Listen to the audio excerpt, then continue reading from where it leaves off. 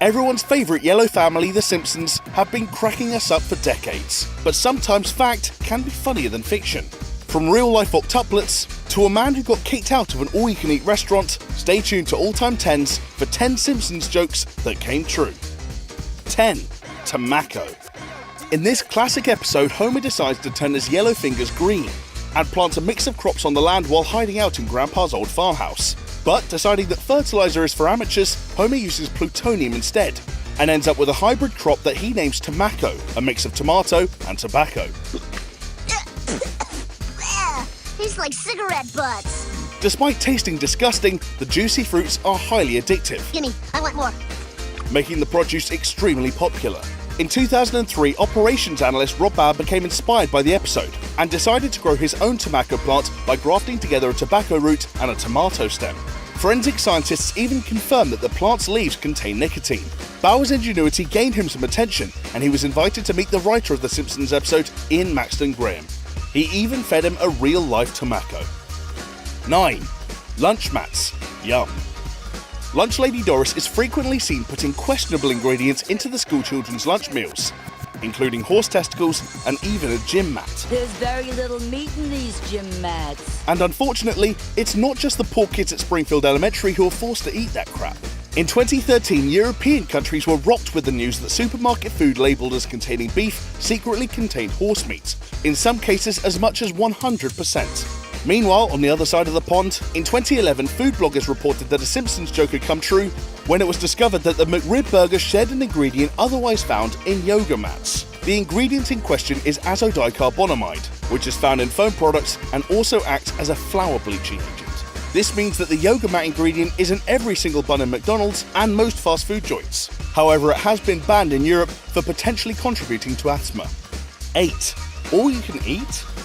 We all know Homer loves his food, and this is no more evident than in the episode New Kid on the Block, when he takes all you can eat a bit too literally. After hours of gorging food at the seafood buffet in the Frying Dutchman, Homer is eventually thrown out. But feeling like he suffered a huge injustice by not eating the sea captain out of business, Homer takes the restaurant to court, suing them for failing to live up to the promise of all you can eat. Hey! Now from Springfield to Wisconsin, where Homer's predicament became a real problem for Bill With, who visited Chuck's place in the hope of taking advantage of their all-you-can-eat promotion.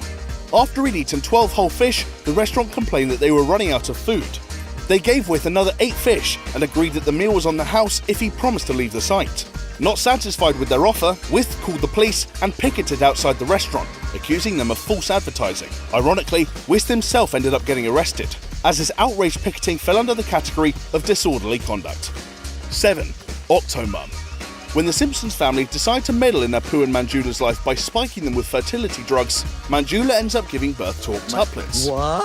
However, as he doesn't have enough funds to raise a family of 10, Apu agrees to let his kids be raised by the sleazy owner of the Springfield Zoo, Larry Kidkill. And soon he becomes horrified to learn that the deal includes his babies being exploited as a star attraction at the zoo.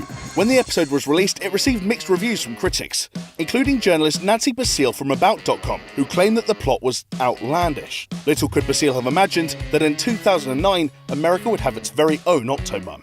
Natalie Denise Dowd-Sulman ended up with octuplets when her IVF doctor dangerously transferred 12 embryos into her uterus. Unable to afford that many children as a single mum, Dowd-Sulman used her reputation as an octomum to become a porn star and secure a reality TV show. 6. Slick Thieves. Homer's never-ending money-making schemes take a hilarious turn in the 1998 episode Lard of the Dance, when he realizes he can make money by stealing and reselling grease. God, you greasy. Mr. Maruka, help! He even pulls Bart out of school to help with his new business venture. This episode is one of the best, not just because we get to see Willie's buff body, but also because the idea of stealing grease just sounds so ridiculous. That was until 2011, when the St. Louis Post-Dispatch reported that gangs of thieves were greasing their pockets, pun intended, by stealing and reselling used oil from restaurants. Although it is unknown exactly how much the stolen grease is sold for, it is thought to be a multi-million-dollar business. 5. Leftorium. An episode focusing on left-handedness shouldn't be this funny, but in the 1991 episode When Flanders Failed, viewers have no option but to laugh at Homer's eagerness to see his neighbour Ned fail in his left-handed shop venture. During the episode, Homer witnesses various characters bemoaning the lack of products made for their left-handed predicament. Make kingdom for a left-handed can opener! open it. But rather than directing them towards Flanders' shop, he chooses to stand gleefully in the wings until his neighbour falls into financial ruin. Cut to real-life San Francisco in 2008, when the city became a bit more inclusive and the Lefty store opened, selling customised left-handed products to the public. But with only 1 in 9 people being left-handed in the real world compared to 1 in 3 Springfieldians, only time will tell whether the franchise will become as popular as Flanders' Leftorium ends up being. 4. Mile High Dining Club. In what is probably one of the steamiest episodes of The Simpsons, natural-born kissers sees Homer and Marge rediscover their sexual mojo by getting it on in public.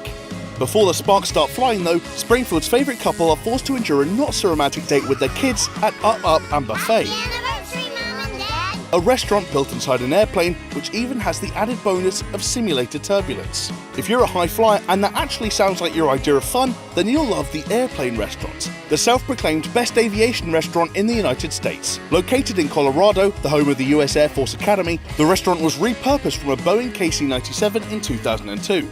Fit to serve 42 diners at a time, let's hope that anyone eating here has a better time than Marge and Homer. 3. Trumptastic. In what was meant to be the most absurd joke that Simpsons creator Matt Groening could think of, the episode Bart to the Future sees Donald Trump as President of the United States. In this episode, Bart is shown a vision set 30 years in the future. Looking at this dystopia, America has hit rock bottom at the hands of Trump, who has left the country categorically broke. As you know, we've inherited quite a budget crunch from President Trump. How bad is it, Secretary Van Houten? We're broke. The country is broke?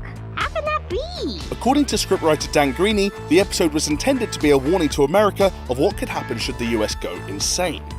But clearly, no one took notice, and in 2016, Donald Trump secured the position of presidential candidate for the Republican Party, remaining almost head-to-head with opponent Hillary Clinton throughout the campaign. While Matt Groening has admitted that he still believes it's unlikely that Trump will become president, it wouldn't be the first time that a Simpsons joke came true. 2. Bloody Billboard. When Springfield's favourite cartoon duo Itchy and Scratchy finally got their own movie, it was only right that their billboard was as graphic and bloody as their cartoons. In the 1992 episode of The Simpsons, we see a billboard of a giant Itchy axing Scratchy's head off, squirting blood onto a newly married couple. If anyone was going to bring this idea to life, it had to be Mr. Violence himself, Quentin Tarantino.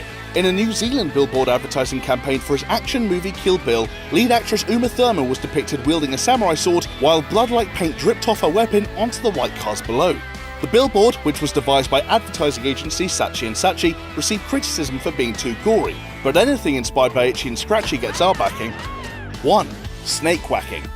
It's Whacking Day, Springfield's favourite annual holiday, second only to Christmas. During the brutal holiday, the town of Springfield races to the square wielding bats, ready to beat Springfield snakes to death. And it's a tradition that Reverend Lovejoy even claims is supported by the Bible. And the Lord said, Whack ye all the serpents which crawl on their bellies, and thy town shall be a beacon unto others.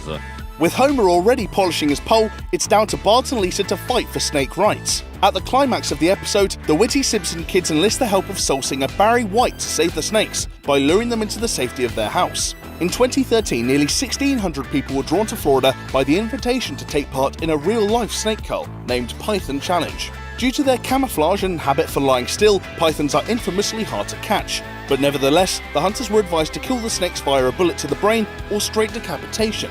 Really humane then. With no soul singers to be found supporting snakes in real life, 68 invasive Burmese pythons were killed by the hunters.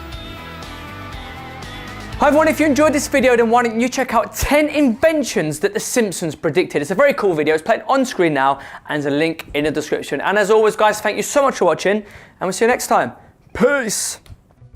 2005 episode Future Drama featured a lot of high-tech futuristic gadgets, not least of which was a camera that magically transformed 2D images into edible 3D cakes. Since 2012, 3D printing has advanced to the point that printing food is now entirely doable.